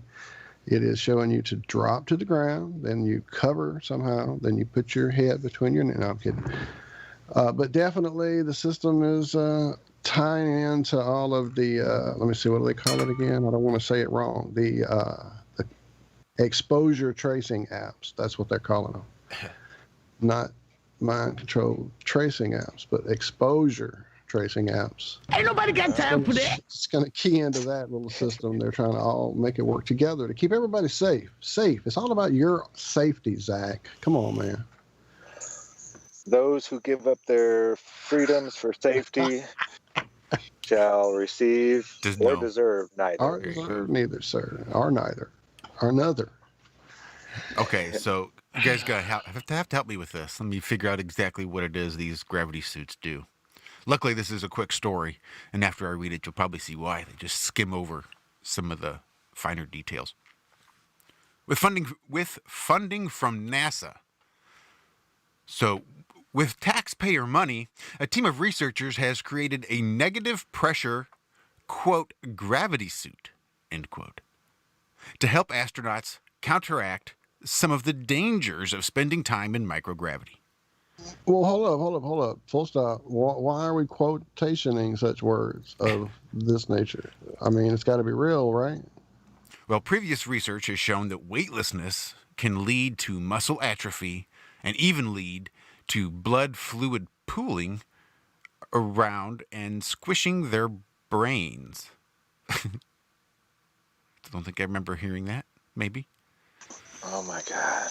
I think I do. So to counteract the dangers, a team of researchers built a, quote, mobile gravity suit, end quote. Okay, wait. So I'm following along as you're reading, and I see these quotation marks, and I'm confused because usually that implies something that might not quite be what they're saying it is within a story or a sentence. I'm just trying to go from past quotation marks. You go ahead, though. I want to interrupt you again for such things. All right. So this, quote, mobile gravity suit, end quote, that applies negative pressure to the lower extremities, shifting blood there. The idea is to generate ground reaction force, or the force exerted. Was that in quotes? I'm just asking. Not yet. I'm sorry. Oh, no, there was. Ground reaction force was quoted. You're right. So it's not a force. but you can think of it. Okay, I'm just starting to get behind this math and this science stuff suddenly. I'm down. Go ahead with your gravity suits. So you can do it without having your fingers in the air. So it generates this, quote, ground reaction force, end quote, or the force exerted by the ground on a body in contact with it in order to ensure that muscle and bone density aren't affected by microgravity. And how do they do this? So you go ahead, Zach. You have one. You go right ahead. No, I'm just wondering how what are negative, they put pressure on the bottom? Negative pressure in the lower extremities. So like a vacuum? Negative pressure? So it's like a vacuum cleaner sucking on your lower extremities? Kind of like you're in a straw almost and someone's sucking on the other end? Yep. Think of it like... Stupid. Like the old office cleaners. They would have like the big backpack vacuums that they would wear on their back. And then it just sweeps around the side and plugs in to a pair of MC Hammer pants, right? But it's got... Whoa! It's like... But the MC Hammer pants have hoops in it, like a hoop skirt. So it kind of gives the impression that you've got these nice big birthing hips. Are they trying to bring back Z Cavaricis? It's not going to work. Oh my God. I don't know. It's got a digital display on the side. What you could get a beeper on that. Somebody could beep you. I thought they were 50 years ahead of us, not behind us. I'm so confused by this. So the mobile gravity suit is a small, untethered, and flexible intravehicular activity suit. The researchers wrote in their paper published on the Frontiers in Physiology journal. The idea is to give astronauts maximum flexibility while on board a spacecraft without reducing crew time. What? With the gravity suit, astronauts will be able to float freely around the space station while adhering to their own everyday tasks, the paper reads. What? So these guys believe it because they didn't put gravity suit in quotation marks in their paper. They know it's real. Oops, sorry. See, the negative pressure is generated by its own portable vacuum system, ensuring full mobility and user control, the paper reads. Once space travel becomes commercialized, this device may ensure the health of future civilian space travelers. The researchers claim this innovation may be pivotal for the journey to Mars. Okay, so the negative pressure is generated by its own portable vacuum system. Mm-hmm. Is it? It's kind of like pulling yourself up by your own bootstrap? Near as I can tell. Near as I can tell. And it pulls up against the bottom of your feet to make it seem like you were walking when you're really just floating. I don't know what the F these people are talking about. Like I said, I'd really like to know what they built here because I don't get it. It sounds like sex pants. They built sex pants. They did. That's all they did. You know, that's all these astronauts are going to be going around cutting holes in these negative pressure suits just so they can stick their little wee-wee in the vacuum hose while they're wearing their pants. I can see it already. Sorry, I almost choked on my coffee. I wish there was It someone. did give me an idea, though. Stay away from the vacuum cleaner, Zach. No, not that part. The actual suit, like a guy with like a bunch of Searle generators, real small all over it, all working together. You wear it out into the jungle, make the natives believe you're a god. Just float around. Mm-hmm. I wonder if you could. I'm not even going to start talking because I don't like throwing those ideas out to the ether. I'm just going to shut my mouth. Shut your mouth. How dare you. Shit.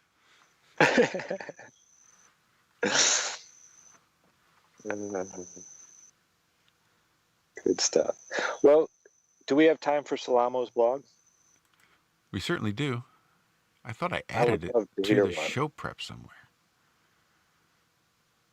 I can go dig it up from whence it came.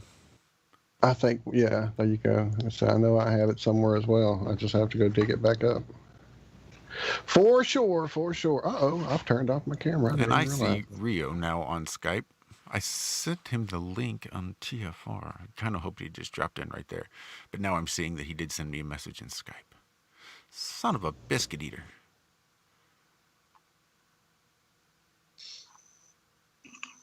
Son of a biscuit eater. Hey, I like biscuits. I like biscuits too. I made biscuits last night. Believe it or not, my mom had biscuits. Yeah, I see the message too from about 10 minutes ago, so 8 or so. So my apologies as well. We got all tied up in the. Well, it's 10 minutes. If you want to drop him the link there again, if you want, real quick, I'll just knock this out as best I can. Sure. I get the feeling this is going to be a very affecting blog post, as many of them are. So Salamo.blogspot.com. This comes from our buddy Salamo. The entirety of the moment on a limited scale. I've been trying to wrap my head around the entirety of the moment, parenthetically, on a limited scale. The possible history and naturally occurring events which may help to tie this all together. I shall begin at secret societies, which is told to have existed for as long as 2,000 years or more. Imagine the amount of data, experience, knowledge, wisdom, etc., which can be acquired, cataloged, and passed on through generations. Never sharing and never adding to the next available technology and technique to gain advantage over the others and serve one's own selfish desires. Taking control of mechanisms which drive humanity, steering the course of society to the ends of total world domination.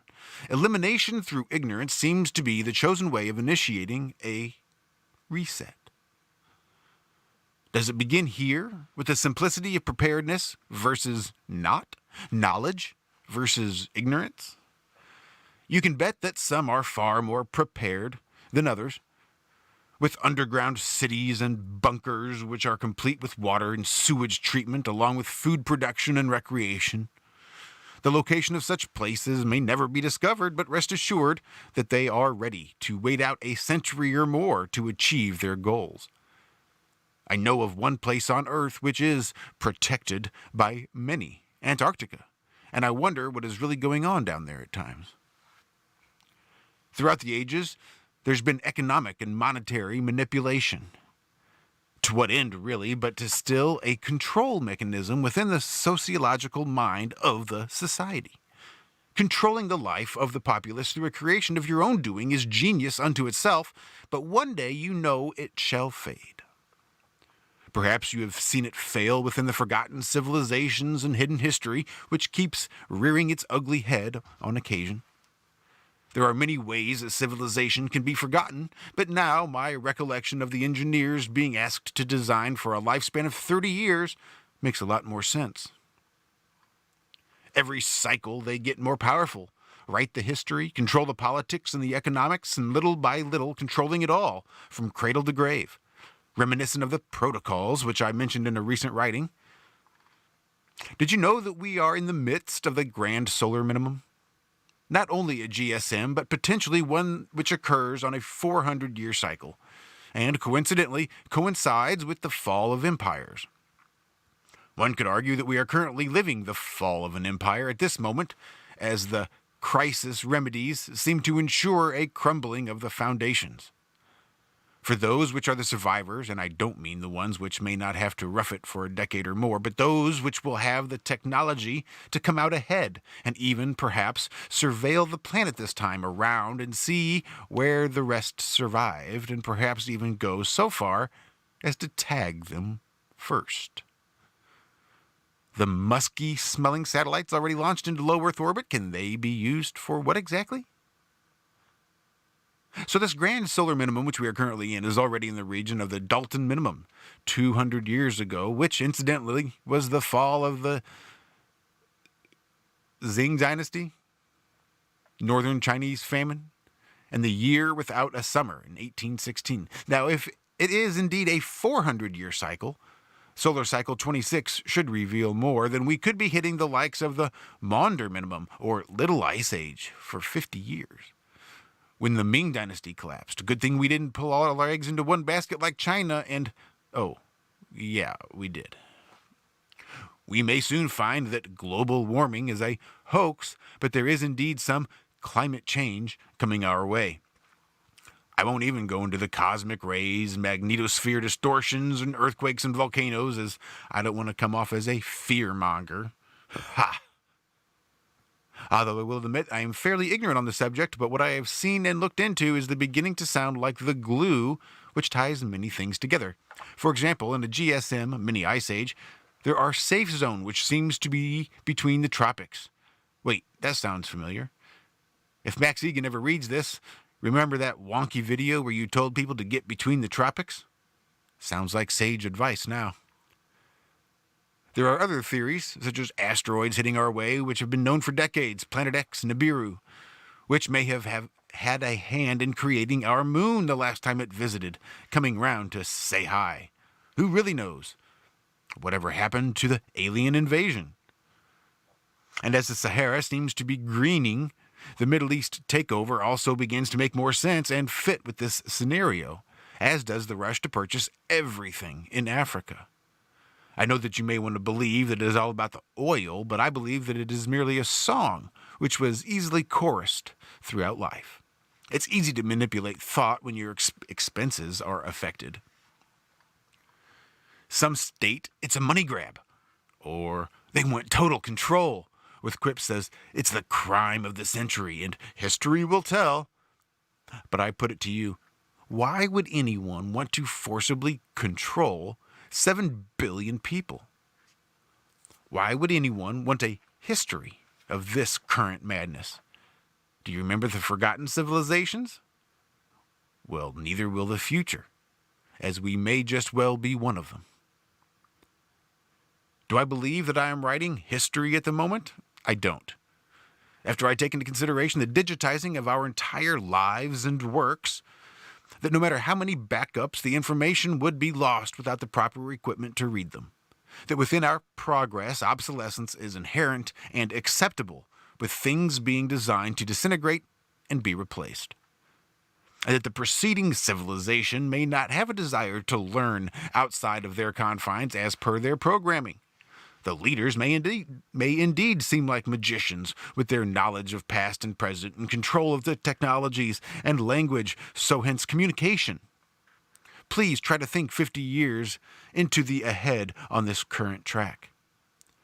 How did we get to the present? The now. How we got here mentally is something which I write about, but there are so many levels to our enslavement. There are countless vaccines, which one receives in their lifelong, with the endless array of pharmaceuticals which are dispensed, the nutrient-deficient foods which leave our bodies craving something to heal itself, the air and water and pollution which includes the deliberate addition of fluoride. And just what are those trails in the sky anyways? And what about all that wireless radiation we bathe in constantly?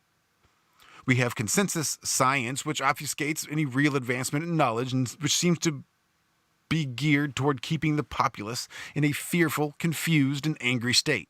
Mind control techniques often being used upon general population, which seem to accentuate our inherent laziness of self-importance. Pervasive surveillance enforced through military and police as lockdowns and martial law become the new normal. Experts deny that weather modification is even possible, yet some insist that HAARP has been actively linked with weather modification through the heating of our ionosphere. Factor in the chemtrails and admittance of experiments to, quote, dim the sun, end quote, and their actions speak otherwise. This is not to mention cloud seeding and other active techniques which are currently and historically documented. There does seem to be some active steps in weather modification being effected now, and perhaps for decades. Locations with huge population densities are being ravaged by, quote, natural forces as I type. Now, why would the owners want to dim the sun with a GSM? At the moment, with all the pandemic, which isn't, and our engineered food shortages in the works through disruptions of all sorts. Have you noticed where the world's bread baskets are located? There are floods and droughts and heat and cold, and there are disruptions occurring everywhere. Why would our masters want to accentuate the starvation potential of a grand solar minimum? Why would they want to lock down everyone on the planet at this time? Are they using this crisis as a show of power? Are they halting the usual migrations which occur during a GSM? And why have they recently launched all of those satellites? Remember those movies where the rich kidnap people to take them to an island to hunt them? Well, I guess only the perpetrators of this genocide know of their level of evil and depravity. Survivor may not be a reality show anymore. It's difficult to come to terms with the realization that humanity may go through whatever is coming because this is the outcome which we have all allowed on one level or another. When you realize that this is not blame, you will comprehend what it is I attempt to convey. How many of us out there are ready for a major disruption in their lives? How many are willing to let go of what they thought they knew in order to become what they need to be to survive? How many are capable of growing up with a moment's notice? All of that programmed hatred and division is not going to get you through this, nor are your beliefs about any part of this life, which seems to have been trained us for this moment. To be unprepared and dependent. It is time to shed the programmed ego before humanity becomes the genocide which no one remembers. For those which get it, it may be the last chance to find each other. The years to come are sure to become interesting. That's it, ladies and gentlemen. We will see you right back here on Tuesday. Be sure to check us out tonight on Have No Sphere on the Ironworx Media YouTube channel. Josh, Walt, and Zach, right here on the Ironworx Truth Frequency Radio. We love you. Be good. Be well. Stay human. Bye-bye.